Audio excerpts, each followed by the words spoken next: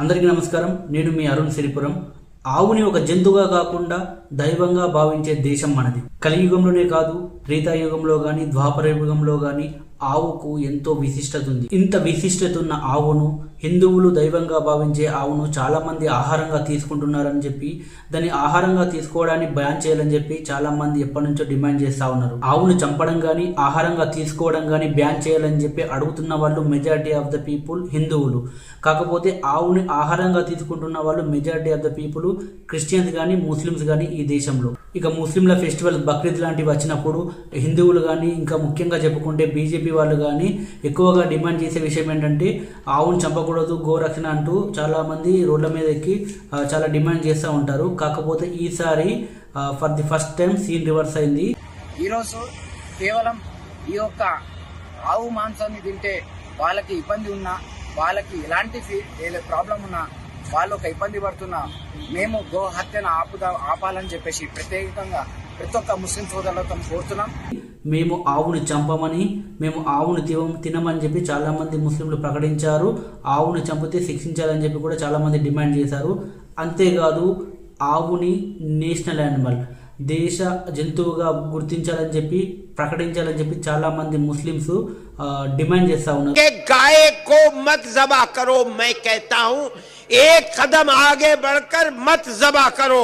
मैं मुतालबा करता हूं, तुमने जिस तरह मोर को नेशनल बर्ड बना रखा है, मैं मुतालबा करता हूं गाय से मजहब हिंदू का जुड़ा हुआ है, तुम उसको नेशनल जानवर बनाओ.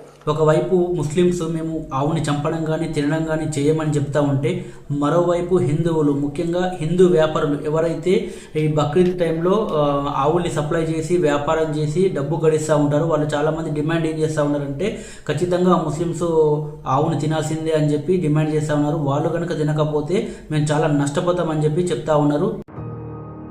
সরকার যা করবেন তাই, না বলে আমার গরু ছেড়ে দেবো আর আত্মহত্যা করবো।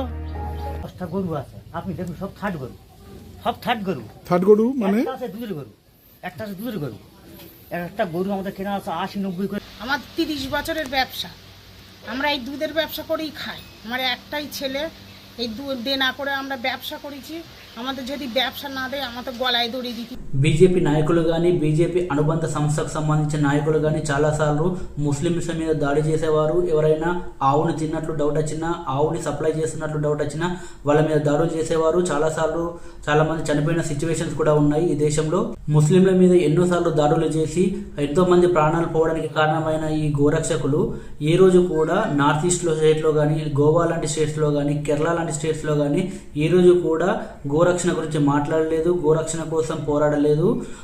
అక్కడ బీజేపీకి సంబంధించిన నాయకులు కానీ, BJP president like Meghalaya BJP president స్వయంగా ప్రకటించారు, మేము ఖచ్చితంగా ఆవుని తింటాం, అది మా ఆచారం, మాకు ఆహార అలవాటు అని చెప్పారు. అంతేకాదు మన కిరణ్ రిజిజు ఉన్నారు కదా, ఆయన కూడా లైక్ సెంట్రల్ మినిస్టర్, ఆయన కూడా క్లియర్గా చెప్పాడు, ఇది నేను అరుణాచల్కి సంబంధించినవన్నీ, సో మన రాష్ట్రంలో ఆహారంగా ఆవుని తీసుకోవడం తప్పేం లేదన్నట్టుగా చెప్పాడు.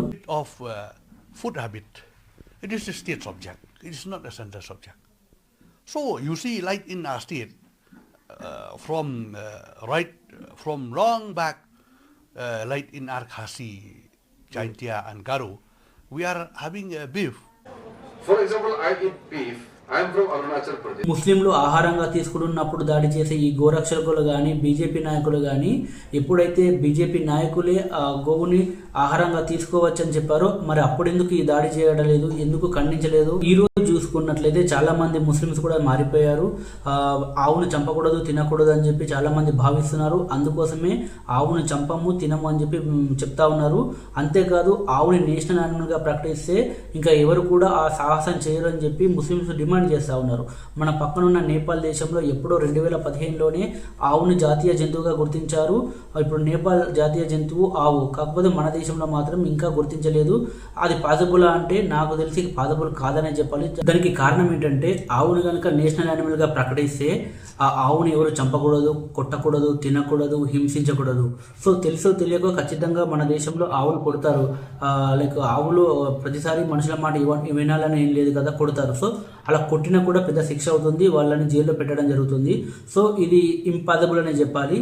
ఆవుని నేషనల్ యానిమల్గా ప్రకటించడం బీజేపీ కాదు, ఏ పార్టీ ఉన్నా కూడా ఆవుని నేషనల్ యానిమల్గా అయితే ప్రకటించలేదు. బీఫ్ ఎక్స్పోర్ట్స్లో మన దేశం ప్రపంచంలోనే 2వ స్థానంలో ఉంది. బీఫ్ ఎక్స్పోర్టర్స్ ఎవరైతే ఉన్నారో వాళ్ళు ఏం చెప్తా ఉన్నారంటే, మేము ఎక్స్పోర్ట్ చేస్తుంది ఆవు మాంసం కాదు, బర్రె మాంసం అని చెప్తా ఉన్నారు. కాకపోతే అది ఆవు మాంసమా బర్రె మాంసమా అని చెప్పి ఎవరు టేస్ట్ చేస్తూ ఉన్నారు, ఎంత ఫ్రీక్వెంట్గా టేస్ట్ చేస్తూ ఉన్నారు అనేది ఒక డౌటే. ఆవుని చంపినప్పుడు తప్పైనప్పుడు బర్రెని చంపితే తప్పు కాదా? ఖచ్చితంగా తప్పే.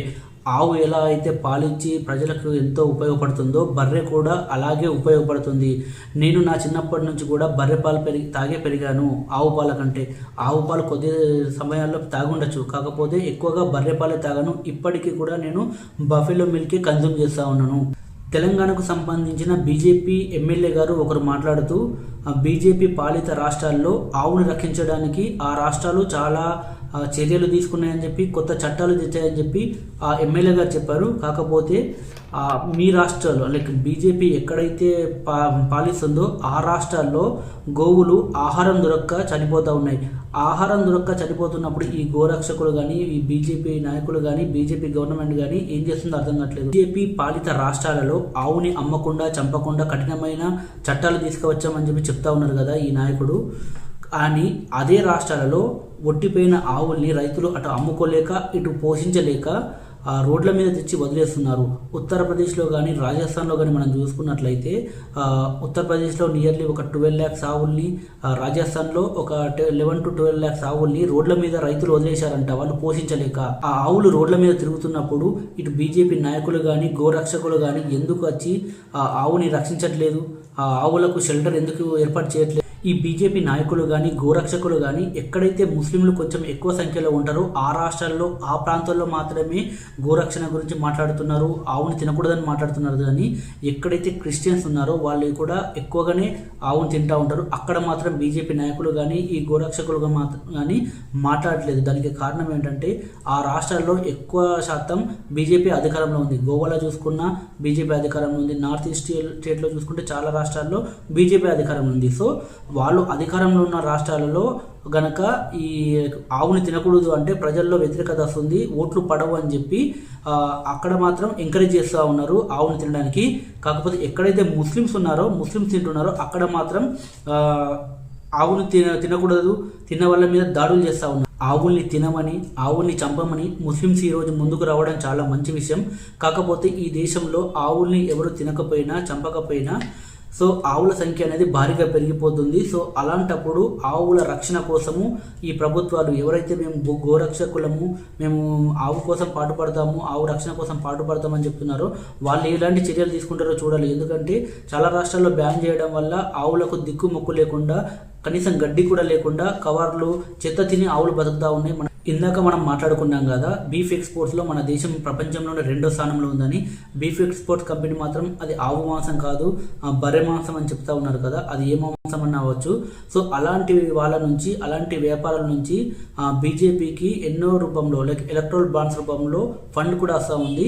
అనాస్ అనే ఒక కంపెనీ బీజేపీకి 30 కోట్ల రూపాయలు ఎలక్ట్రల్ బాండ్ రూపంలో ఇచ్చింది. ప్రస్తుతానికైతే ముస్లిమ్స్ అయితే మేము ఆవుని తినమని చెప్తా ఉన్నారు.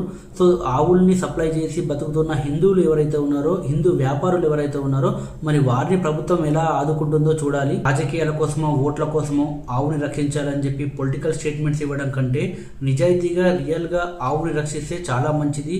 ఈరోజు చూసుకున్నట్లయితే మన దేశంలో కొన్ని లక్షల ఆవులు ఎలాంటి షెల్టర్ లేకుండా రోడ్ల మీద తిరుగుతూ ఉన్నాయి, యాక్సిడెంట్లకు గురవుతూ ఉన్నాయి. సో అలాంటి ఆవుల కోసము గోశాలలు పెట్టి షెల్టర్ కనిపిస్తే చాలా మంచి విషయం అని చెప్తాను. గోరక్షితో రక్షిత.